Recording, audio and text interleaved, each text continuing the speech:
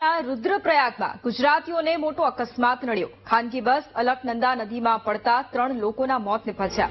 અકસ્માતમાં સુરતની 17 વર્ષીય વિદ્યાર્થીનીનું મોત નિપજ્યું।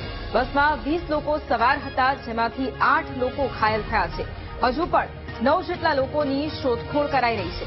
ટ્રાવેલ્સમાં રાજસ્થાન, મધ્યપ્રદેશ, ગુજરાત અને મહારાષ્ટ્રના મુસાફરો સવાર હતા અને 9 જેટલા મુસાફરો કે જેમની હાલ શોધખોળ શરૂ છે।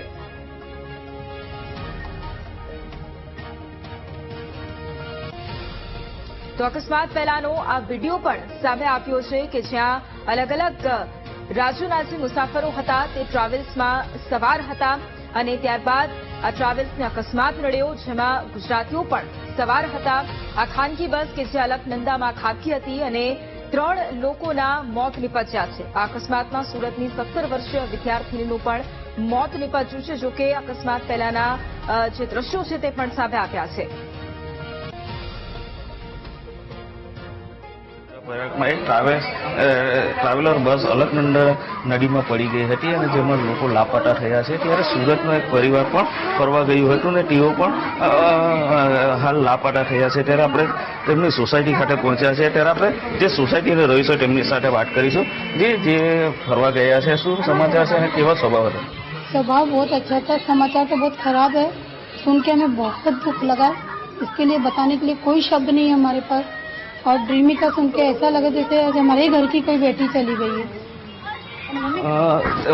कौन कौन थे परिवार में?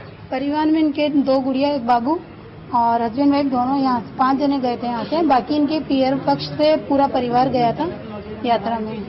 जी ચોક્કસ કે 5 જણ એક જ પરિવારના ગયા હતા અને અન્ય તેમના પિયરના ગયા હતા। અન્ય વ્યક્તિ છે અહીં રહેતા હતા। કેવો સ્વભાવ હતો અને તમારી સાથે કેવો થયેલો? બહુ મસ્ત સ્વભાવ હતું અને અમારા ઘર જેવા જ હતા। આજે અમારી બેન જ સમજો એવા હતા અને જ્યારથી અમે આ સમાચાર સાંભળ્યા તો નિશબ્દ કહેવાય છે। અમે એક જ કહીએ ભગવાન એવી શું ગલતી થઈ કે એવી ઘટના થઈ ગઈ। જી ચોક્કસ કે અન્ય છે આપણે તમારી સાથે રહેતા હતા, કઈ રીતે મન મેળાવ હતો?